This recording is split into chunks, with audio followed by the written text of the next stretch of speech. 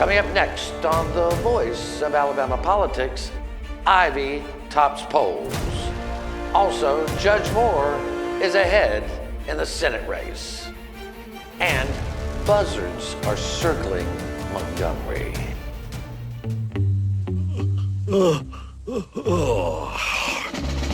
Hey, Flaps, what we gonna do? I don't know. What you want to do? I've got it! No, it's not an apocalypse. It's corrupt lawmakers, once again. All this and much, much more coming up next on The V.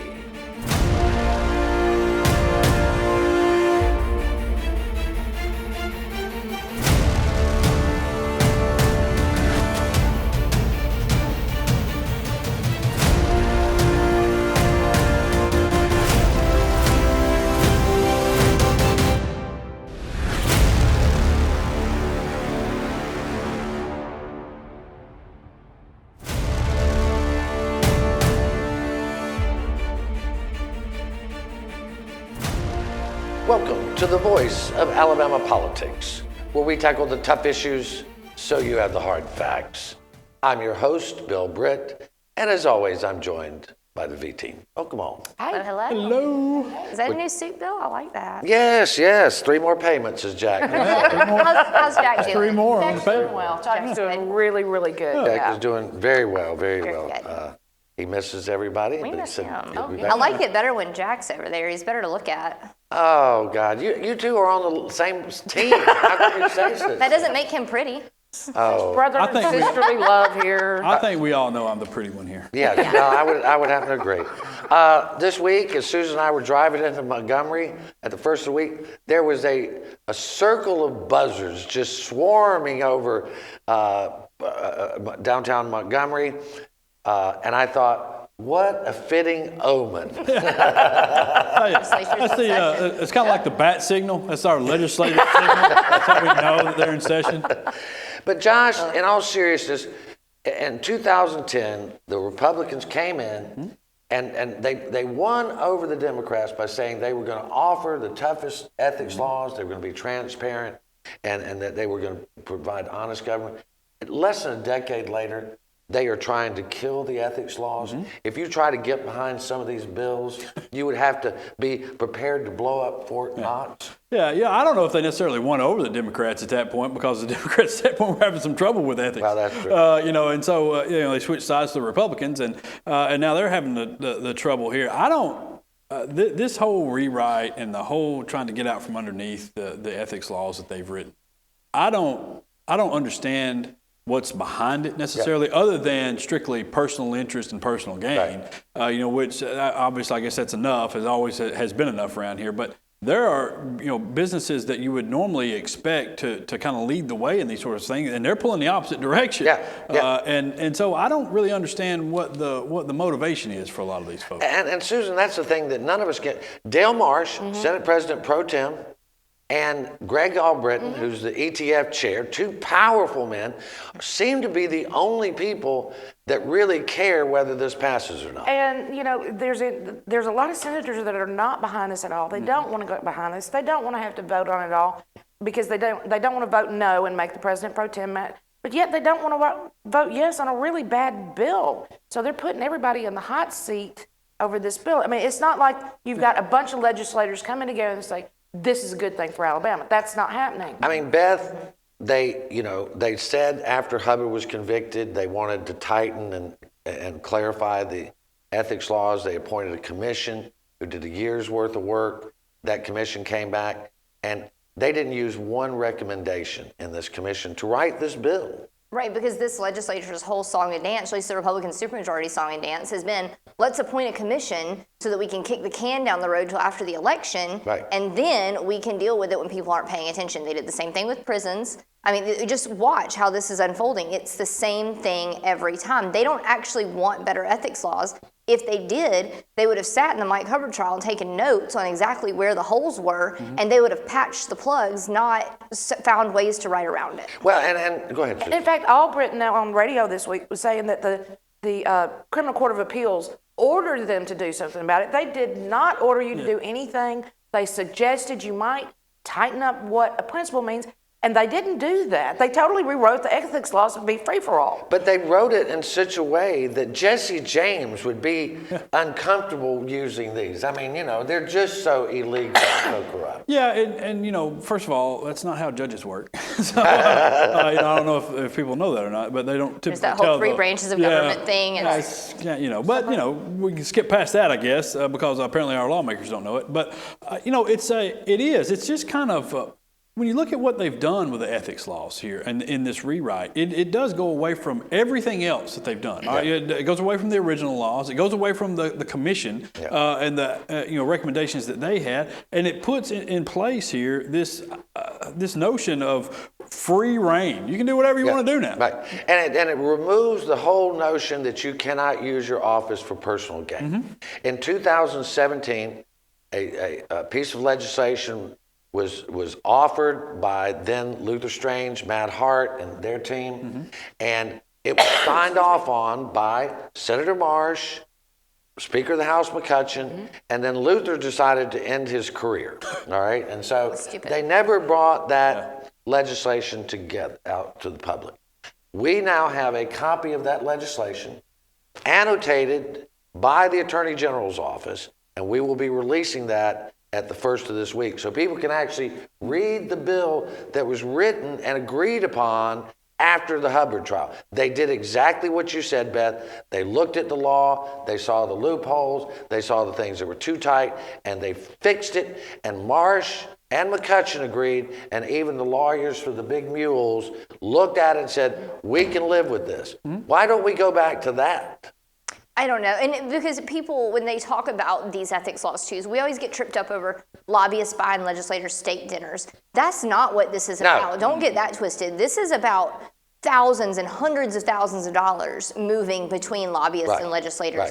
And that we don't even get to know where all their money is. I mean, they can own holdings in other businesses and all of these ways to move money around what we have. It's unacceptable. It is. Well, before we end this segment, I want to say that a Mason-Dixon poll came out this week, Josh, that shows Kay Ivey has an over 60% approval rating, the highest of any politician in the state. Fantastic. I mean, I'm back to the bar that we have here. Just don't do anything. Just don't do anything. Just stay at the house. We're okay. Sometimes he makes me want to rock like child. If I could get a 60% approval rating doing what she does, I'd sure sit back and do it. Well, she ranks higher than Richard Shelby. And Donald she ranks higher than Donald Trump. I mean, and her favorabilities are higher than either one of those two guys by a long shot. Well, I mean, I like her better than, especially one of those guys. The other guy's not so bad. Well, again, she has bipartisan support. She's a very popular governor. But we're going to have to leave it right there. You're watching the voice of Alabama politics. It's Easter Sunday. Hope you and your family are enjoying it. We'll be right back with a look inside another poll.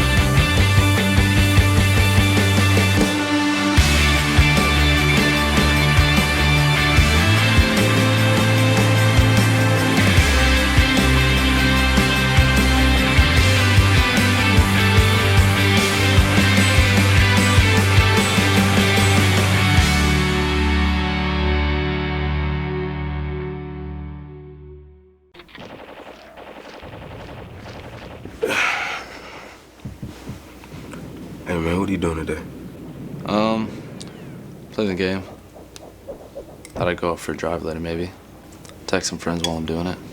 Scroll through social media. Kill a family 4 and a head on Collision.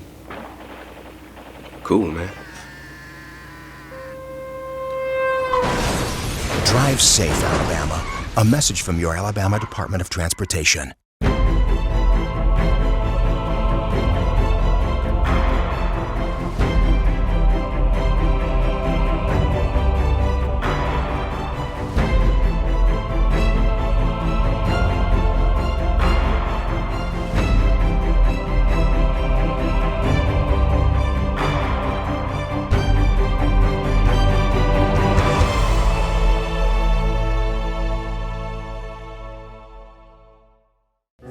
A lot can change in 5 years, except those smile lines you treated with Bellafill. Because that's about how long Bellafill will keep them smooth and filled. 5 years.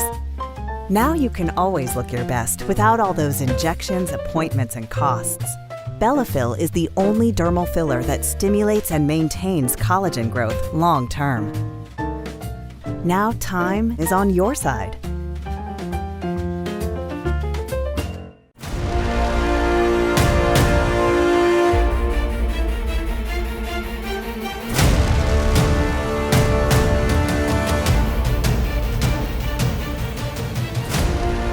Welcome back to The B, the voice of Alabama politics. Beth, a Mason-Dixon poll came out last week that showed if the election was held today, the Republican primary for the U.S. Senate, that Roy Moore would actually win that race. Surprised? No, because they just don't learn. They're going to double down every time.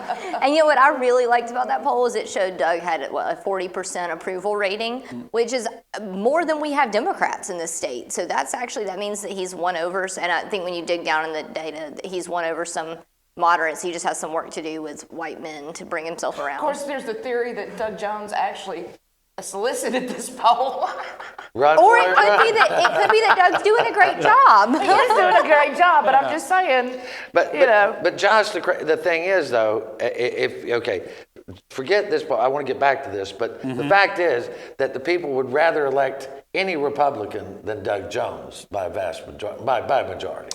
Yeah, I think that is the assumption. I believe if you were to run one particular Republican against him, particularly the one who is currently leading in this poll, I don't believe that would be the outcome. Oh, I think he wins. I think he wins. Because, look, the polling numbers they have on Roy Moore, he will poll until the day he takes his last breath on this earth. Yeah, no, I don't doubt that. He's always going to get that number. I'll tell you what will help him is it's going to be in a regular election, and so he'll get the straight ticket vote. Yeah. So that will help him tremendously.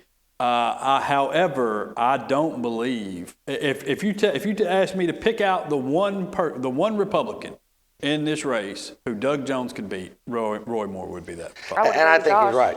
I think then you have in the poll, and I don't remember exact order. Was it Mo Brooks, then Bradley Byrne? It was Mo Brooks, then Bradley Byrne, then Del Marsh. I don't think Mo Brooks Gary would. Palmer. I don't think Mo would run though. I don't think he'd be interested. Well, we keep hearing he's thinking about it, but he hasn't done anything. Oh, but Lord. This is interesting. Mo Brooks is thinking. Well, he's a Duke grad, isn't he?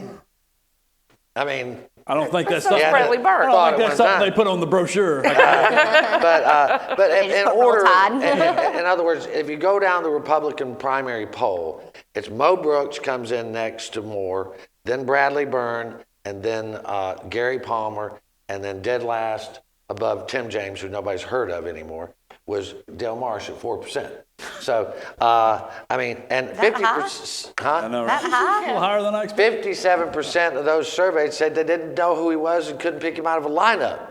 So that seems about right. It's not a good sign if you're thinking about running. I'll tell you this. I think if Bradley Byrne wins the primary, the GOP primary, he walks in. I would say that's somebody that the establishment likes. I think that's somebody, he's done enough work around the state with his phony Trumpism to try to win some people over. Well, and he got statewide recognition when he ran for governor, so people do know his name. Yeah, a lot of people have forgotten about that, and he just assumed they did. Because that was before the body snatchers. You know? Yeah, that's true. Yeah, I think Bradley Byrne is a reasonable human being. Yes, he is. And so, That means that he will never win a Republican primary. Probably true. Well, probably Right? true. But But if he did, he would win the whole thing Yeah, I think so. and be there forever. Yeah. Again, I don't have a dog in that fight. I thought it was very interesting that Judge Moore still polls that high. And quite frankly, wouldn't bother me if he ran. I think it'd be interesting. Wouldn't bother me if he ran. I think Bradley Byrne, like you said, probably has the edge. But the other thing we'll we're see. kind of forgetting here too is that remember there's people on the left who are mad at Doug because they don't think he's been progressive enough. Right. And you've got Joe Reed swearing out a warrant that he's going to primary him. So the Democratic side may toss up. I Well, don't know. if one thing we know for sure about Alabama Democrats is they will eat each other alive. Every time. Yeah, they'll do that. And I'll say this, I have been part of that group that thinks that Doug Jones has not been progressive enough and thought that he has been somewhat foolish in this idea that he can win over moderate Republicans in this state. I don't think that's a possibility. I don't believe that he can do that to enough degree where it's going to matter in any sort of a meaningful race. Well, and I can't really talk to that very much. I mean, I think he's done a good job navigating what he's got. I think overall he's done a good job, and I think he has represented the state well. And I don't believe if you actually pinned anybody down that they could tell you something they disagree with. The only negative he's got going for him is he's a Democrat. Yep. That's it. Simply Yeah. it. Susan, something that would seem outrageous to most folks. This week, the state legislature, at least the House, passed a bill that said that female inmates, whether they're in county, city, or state prisons, must be provided with feminine hygiene products if they needed them or requested them. And how outrageous is it, really, that we have to have a bill in order to provide a basic necessity to women in prison? I mean, this is just ridiculous. Yeah, nobody is debating that toilet paper is a sanitary need. Exactly. Nobody is debating that toothbrushes are a sanitary need. Women's access to hygiene products should not be up for debate. It just simply should not be. And the fact that they're used as leverage against female inmates That's exactly what is they're doing. abhorrent. It's just. Well, I mean, and I bring this subject up, Josh, for the simple reason of showing when you go to prison, you do not lose your basic humanity. Yet, women for years have had to provide their own sanitary napkins and tampons, or either make them. You know, it's You have no other choice. It's atrocious what we have done in prisons. I mean, those are human beings. Now, I understand that there are a lot of bad people in prison, okay? But there are also a lot of not so bad people in prison. People who have just made a simple mistake here or there along the way. They become addicted to painkillers. You know, do you know anybody like that in your family or your friends? You know, and this is what they've put up with. We've had to pass legislation to make sure they get fed properly. We've had to pass legislation to make sure they get health care properly. We've had to pass legislation now to make sure they get feminine hygiene products. And they're still not doing real good on that mental they're not health doing stuff anything. either. Yeah. Well, and the thing on the feminine hygiene products, in the law, it says on the condition that the woman asks for it and it's practicable to dispense it. In other They words, made up that word. I hate the word practicable because it means if I get around to it. Basically. Yeah. Exactly. If I've got it on hand. They'll still be able to do whatever they want to, Anyway, basically. we're gonna have to leave it right there. You're watching the voice of Alabama politics. Up next, the Buzzards have come home to roost. Again. Again.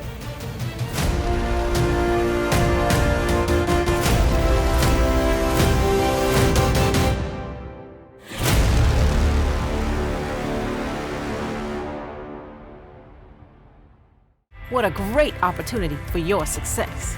Adding 500,000 highly skilled employees to our workforce by 2025 is how we stay ahead in Alabama. Our economy is stronger than it's been in years, and a skilled workforce is more important than ever.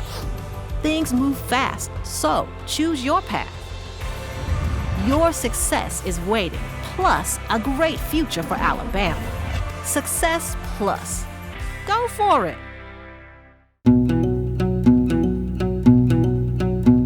The Energy Institute of Alabama promotes reliable, affordable, and clean energy to help grow our economy, create high-paying jobs, and build public support for Alabama's energy industry. The Energy Institute of Alabama is the best source of energy industry information and how it affects households across the state, from convenient energy production to alternative fuels to solar power and beyond.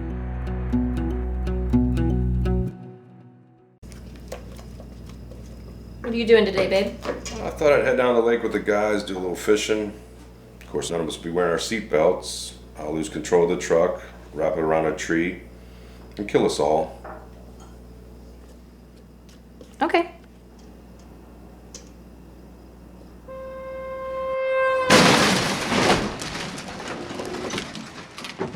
Drive safe, Alabama. A message from your Alabama Department of Transportation.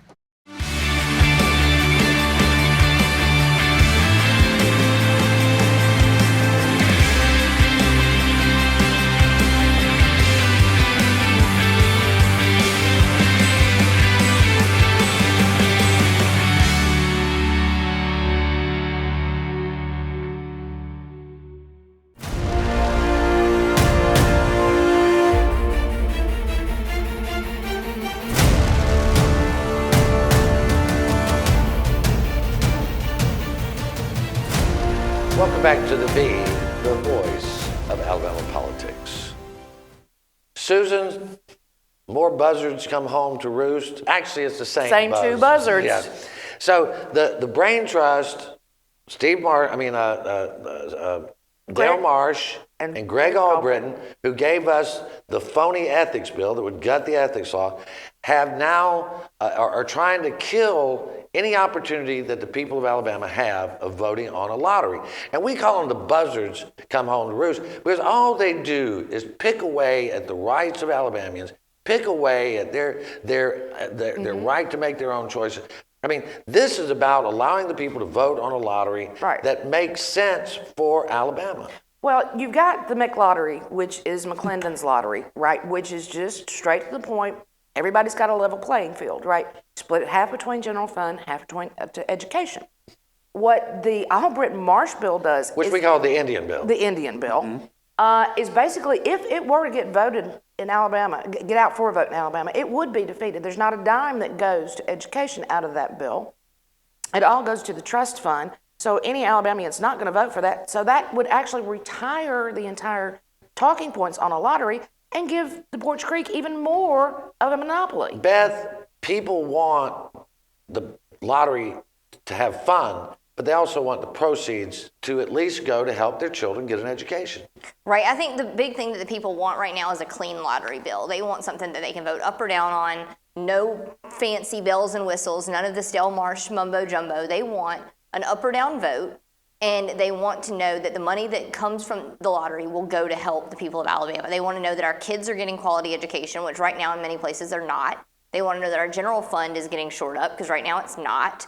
And why this has even become a debate with Porch Creek, I don't understand, because we could have a clean bill. We could do the McClendon plan here, pass a lottery, like Democrats have been yelling from the rooftops for 20 years now. And Republicans are yelling now, too. Right, and we could do this and get some money coming into the coffers. Josh, one of the things that people forget is that what big difference between the two bills is that under the Indian bill, there are no jobs created in the state. Right. As a matter of fact, you probably lose jobs. Under the McClendon bill, it would create, and this is a study from UAH or UAM, that says it would create anywhere from 10 to 12,000 jobs. Yeah, and so if you put that into some context, we've spent a great deal of money in economic incentives to bring in Toyota, Mazda up in North Alabama. And they're going to bring in somewhere around 6,000 jobs. Right.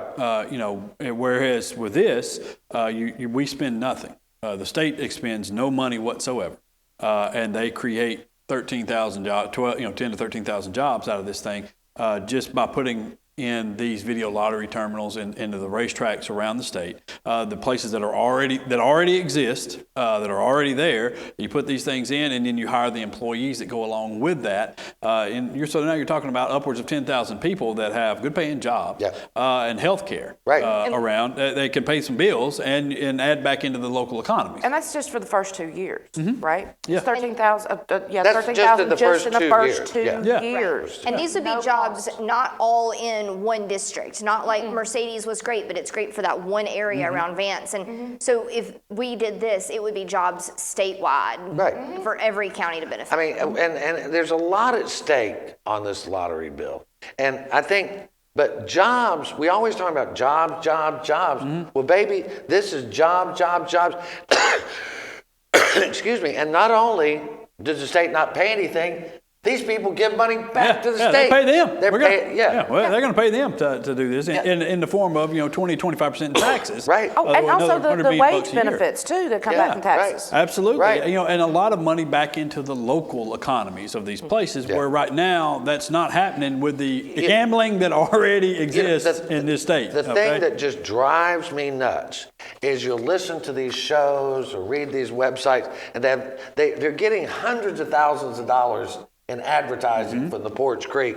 And then they sing from the Porch Creek hymn books. I can understand that, but I mean, you don't hear a peep out of AL.com, out of Montgomery Advertiser. Mainstream media has forgotten that there is a lottery bill and a challenge between the two. And the reason is they get paid. Yeah, it's kind of pathetic, really.